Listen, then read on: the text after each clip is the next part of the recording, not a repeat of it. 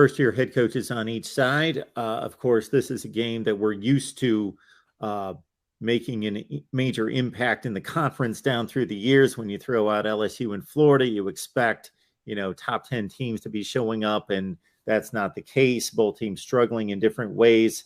But if you go down roster talent around the country, I'm not going to sell either one of these as an elite roster, but you don't have to go too far down the list to still find Florida and LSU. Have you seen enough of the Gators this year against quality competition? And of course, Tennessee would be at the top of the list, but you do have a Utah game to really know where this roster is lacking to get where Billy Napier wants it to be.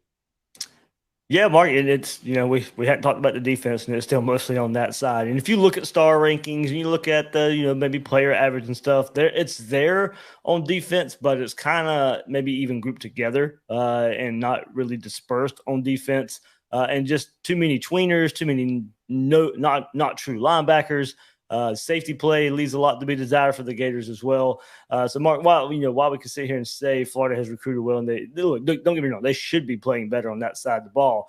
But, they don't have a lot of true big body defensive tackles. They have way too many pass rushers. They have linebackers they've tried to fit there through the years, and that's just kind of what they're relying on right now in Billy Napier's first year at the same time. But you've seen some younger true linebackers get in the rotation as well. But it's just guys who had not played linebacker either in high school or,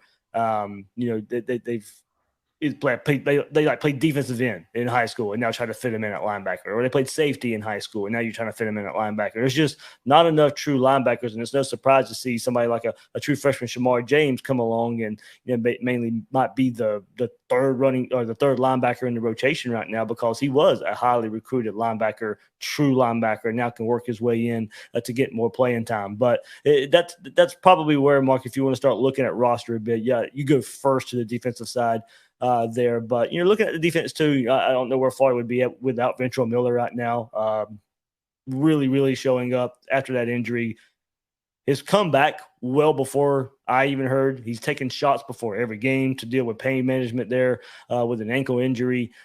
His play lights out, has saved a lot of plays for Gators at the linebacker spot. Amari Burney, still inconsistent, but has really made more impact plays this year at linebacker for the Gators. So you start looking at linebacker. I think you got enough to rely on there, but it's been the safety positions, Mark, and up front for this Florida Gator defensive line. There's just no impact plays there to be made on a consistent basis. And like I said, I've said the word consistency a whole lot, Mark. That's really what this Gator team is right now. Just a whole lot of inconsistency.